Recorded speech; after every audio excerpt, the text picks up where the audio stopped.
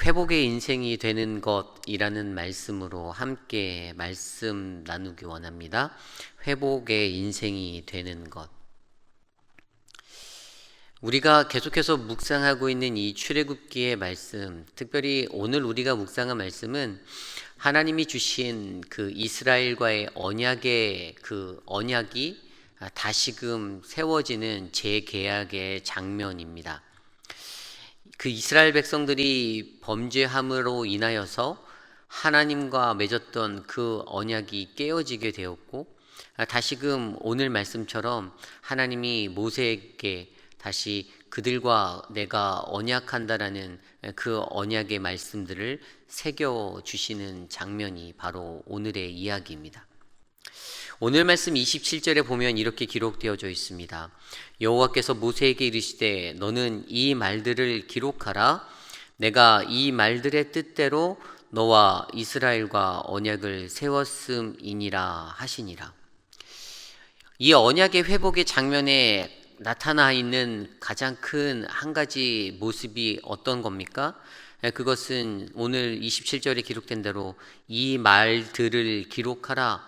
이 말들이라는 의미는 이전에 처음에 첫 언약 때 주셨던 그 말씀 그대로의 것을 오늘 동일하게 내가 너희에게 주겠다라고 말씀하시는 하나님을 발견해 볼 수가 있습니다. 동일한 언약을 다시 주시겠다라는 것, 너희가 범죄하였지만, 그래서 너희가 나로부터 멀리 끊어져서 떨어졌었지만 그럼에도 불구하고 내가 너희에게 주기로 약속한 동일한 언약을 다시 세우겠다라는 하나님의 음성이지요. 출애굽기 20장과 31장 사이에서 그들에게 주셨던 첫 번째 언약들이 있었습니다. 하지만 이스라엘의 범죄함으로 말미암아 그것들이 깨어졌을 때 그들에게는 아마 우리가 하나님으로부터 버림받았나? 하나님이 나를 돌아보시지 않나? 돌보시지 않나라는 그러한 무서운 생각들이 들었을 것입니다. 그럼에도 불구하고 하나님께서는 오늘 그들에게 여전히 다시금 이 언약을 내가 너희와 회복하겠다라는 그 회복의 모습을 드러내고 계십니다. 하나님이 보여주시는 회복이 있습니다. 이 회복은 오늘 말씀 속에서 이스라엘에게 보여줬던 그러한 회복처럼 이 시대를 살아가는 저와 여러분 우리 모두에게도 미치는 회복입니다. 우리가 실수하고 우리가 넘어지고 우리가 범죄하여 쓰러졌다 하여도, 하나님을 멀리하여 멀리 떨어져 있다 하여도 하나님께서는 우리들이 다시금 그분의 언약 백성으로 회복되어져 돌아오기를 간절히 소망하신다라는 사실들을 저와 여러분들이 믿으시기를 간절히 소망합니다. 이러한 회복을 위해 우리들은 어떠한 모습으로 살아야 할까요? 그것을 오늘 말씀 안에서 함께 살펴보기를 원합니다. 그 패밀리 미니스트리의 가정 그 교육학 쪽에서 그 조시 샬렘 피카르츠라는 그러한 박사가 썼던 아티클이 있습니다. 영어 원문으로 된 제목이 The Role of Authentic Parenting in Building Resilience라는 것입니다. 한국말로 바꾸면 회복, 탄성으로 세우는 권위 있는 자녀의 양육에 관한 글입니다. 근데 이 글의 아티클의 핵심이 무언가 하면 이 세상에 살아가고 있는 우리의 가정에서 내 자녀들이 상처받고 내 자녀들이 어떤 일에서 스트레스 받고 압력도 받고 압박도 느끼고 또 일상적인 거에서 여러 가지 문제들로 혼란해할 때 그들에게 트라우마가 생길 수도 있고 여러 가지 문제들이 일어날 수 있는데 이것들을 극복하고 해결할 수 있는 그 능력들이 그들에게 있다라는 것을 설명합니다. 그래서 이 조시가 주장하는 것들의 가장 핵심적인 게 바로 이 리질리언스, 탄성, 회복력이라는 것들이 그들에게 담겨져 있는데 이것을 제대로 발휘하기 위해서는 가정에서 부모의 역할이 중요하다라는 것을 강조하고 있습니다. 부모를 통해 아이는 그 탄성을 회복할 수 있고 부모가 갖고 있는 권위 있는 아주 좋은 양육의 방법들로 그들을 다스렸을 때 그들의 그 회복력이 점점 커진다라는 것을 그는 이 아티클에서 이 기사에서 설명해 주고 있었습니다. 제가 이 아티클을 읽고 나서 오늘의 말씀을 들여다볼 때 이러한 생각이 들었습니다. 그리스도를 믿는 그리스도인 한 사람 한 사람에게도 이 회복력, 탄성이 있습니다. 이 리질리언스가 있습니다. 그런데 이것의 가장 중추적인 역할을 하는 것이 무엇인가를 들여다보니 바로 예수 그리스도라는 사실들이 우리의 눈에 보이기 시작하였습니다. 부모를 통해서 권위 있는 양육이 주어졌을 때 그들의 자녀들이 어떠한 문제를 이겨내고 극복해내고 관계를 회복할 수 있는 그러한 리질리언스, 탄성력을 가질 수 있다라고 하였는데, 예수를 믿는 한 사람 한 사람들이 어떠한 문제에 부딪히고 관계가 깨어지고 그들의 스트레스가 쌓이고 그들이 압박감이 늘어나서 자신이 혼동스러워할 때 다시금 하나님이 원하시는 원래의 자리로 돌아가는 그 리질리언스, 그 탄성은 바로 예수 그리스도 안에서 우리가 이것들을 얻어낼 수 있다는 사실입니다. 사도 바울이 고린도전서 3장 12절 13절 말씀에 이렇게 고백합니다. 만일 누구든지 금이나 은이나 보석이나 나무나 풀이나 지푸로 이 터 위에 세우면 각 사람의 공적이 나타날 터인데 그날이 공적을 밝히리니 이는 불로 나타내고 그 불이 각 사람의 공적이 어떠한 것을 시험할 것임이라. 여기에 나와 있는 금이나 은이나 보석이나 풀이나 지푸로 세운 그 집에 그 터 위에 세운 것, 이 터가 무엇입니까? 고린도전서 3장 11절은 그것을 바로 이 기초는 예수 그리스도라고 선언하고 있습니다. 예수 그리스도라는 동일한 기초가 믿는 이들에게 있습니다. 그러나 각 사람들은 그 위에 각각의 다양한 다른 집들을 짓고 살아갑니다. 어떤 사람은 금으로 집을 짓고, 어떤 사람은 은으로 그 집을 짓고, 어떤 사람은 나무로, 어떤 사람은 풀로, 지푸로 그렇게 집을 지으며 살아간다는 것입니다. 그 사람들이 일생을 살면서 지었던 그 집에 대한 공적, 그것들에 대한 평가는 훗날에 하나님께서 불로 나타내시고 그 불로 심판하시고 그 불로 해결하신다라고 우리에게 말씀하십니다. 그러나 모든 이들이 가지고 있는 동일한 기초, 이 예수 그리스도, 이 예수 그리스도라는 기초 아래서 우리가 믿음을 드리고 살아갈 때 우리가 만나는, 직면하게 될 문제들, 어려움들, 일상의 문제들, 스트레스, 또 트라우마 같은 것, 그 모든 다른 이와의 관계 속에서 생기는 모든 것들에 회복할 수 있는 능력이 바로 예수 그리스도라는 그 기초 위에서 우리가 얻게 될 수 있다는 것들을 우리는 이해할 수가 있습니다. 오늘 말씀을 살펴보면 모세도 그러한 기초 위에 서 있습니다. 자신이 의지하고 바라는 그 하나님에 대한 그 신뢰, 그가 그 믿음을 굳게 붙잡았을 때 어떻게 됩니까? 28절 말씀에 보면 모세가 여호와와 함께 40일 40야를 거기에 있으면서도 떡을 먹지 아니하였고 물도 마시지 아니하였으며 여호와께서는 언약의 말씀 곧 십계명을 그 판들에 기록하셨더라라고 기록되어져 있습니다. 그리스도인의 탄성 회복력은 바로 이 모세가 보여주는 이 친밀함 가운데서 드러나는 것입니다. 모세가 28절에 나타났던 것처럼 40일 40야 40주야를 금식하며 나아갔습니다. 금식할 때 일반적으로 저는 물은 마셨었는데 오늘 보니까 물도 마시지 아니하며 나아갑니다. 식음을 전폐한 모세, 그것은 어떠한 것입니까? 거룩하신 하나님 앞에 그분의 말씀을 내가 받겠다라는 사생결단의 모습으로 나아가는 겁니다.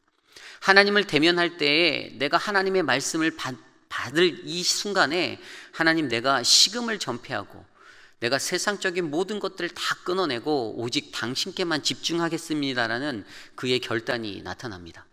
이것이 모세가 보여주는 친밀함입니다. 친밀함은 오늘 이 시대를 살아가는 저와 여러분들에게도 이 회복력을 갖기 위한 아주 중요한 요소로 작용됩니다.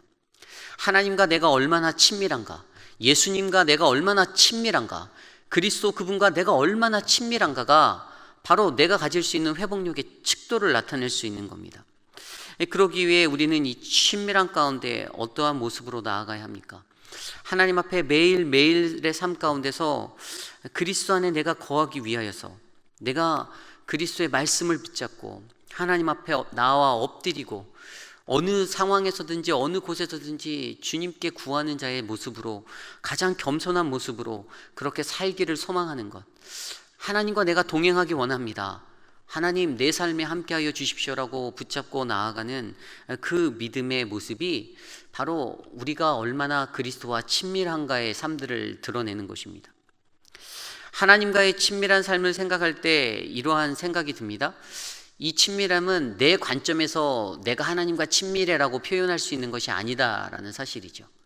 하나님과 나의 친밀함은 하나님의 관점에서 하나님이 내가 너와 함께 있어, 내가 너와 가까워, 나는 너와 친밀한 자야라고 말하는 거지, 내가 하루를 살고 하루를 살면서 내가 행하는 것들로 내가 오늘은 예배 드렸으니까, 내가 오늘은 요만큼 말씀 읽었으니까, 내가 오늘은 뭐 요만큼 기도했으니까 나는 하나님과 친밀해 라고 우리가 판단할 수 있는 기준이 아니다라는 사실입니다.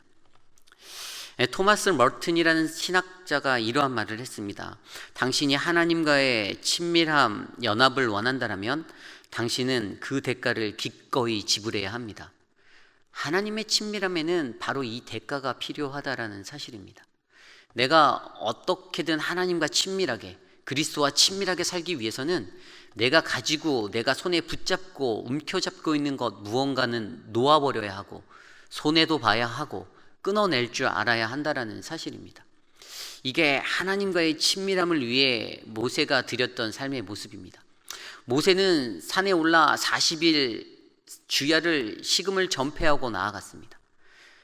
하나님께 그 대가를 자신의 시간과 자신의 헌신으로 드렸습니다. 그때 다시금 얻게 된 하나님의 그 말씀 안에서 그는 어떠한 은혜를 누렸나요? 그의 얼굴이 거룩해지는 변화를 경험하게 되지 않습니까? 29절 말씀에 보면 모세가 그 증거의 두 판을 모세의 손에 들고 시내산에서 내려오니, 그 산에서 내려올 때 모세는 자기가 여호와와 말하였으므로 말미암아 얼굴 피부에 광채가 나나 깨닫지 못하였더라. 하나님을 대면하였던 그의 얼굴에 광채가 나기 시작하였습니다. 거룩한 그 성물을, 그 거룩하신 분을 접촉한 그 거룩한 자, 모세는 오직 하나님께 집중하며 그렇게 나아갔는데, 그 결과적으로 그 친밀함 가운데 자신에게 하나님의 거룩함이 그대로 드러난 그러한 은혜가 임하였다는 사실입니다. 하나님이 주시는 친밀함 가운데 모세가 나아갑니다. 저는 오늘 이 자리에 나와 예배드리는 저와 여러분 우리 모두도 회복의 인생을 살기 위해 하나님과의 끊이지 않는 이 친밀함의 은혜가 넘치기를 간절히 소망합니다. 하나님께서 우리와 함께 하시는 그 순간, 하나님께서 주시는 그 은혜 안에서 우리의 얼굴이 밝아지는 그분의 그 거룩함이 드러날 수 있는 친밀함의 역사, 바로 저와 여러분의 역사가 되기를 간절히 소망합니다. 그리스도인의 탄성, 이 회복력을 위해서 친밀함이 필요하다고 했는데, 두 번째로 그 탄성을 위해서 필요한 모세가 보여주는 모습은 겸손과 배려의 삶이었습니다. 모세가 산을 내려올 때 그의 얼굴에 광채가 나니까 30절 말씀에 이렇게 기록되어져 있습니다.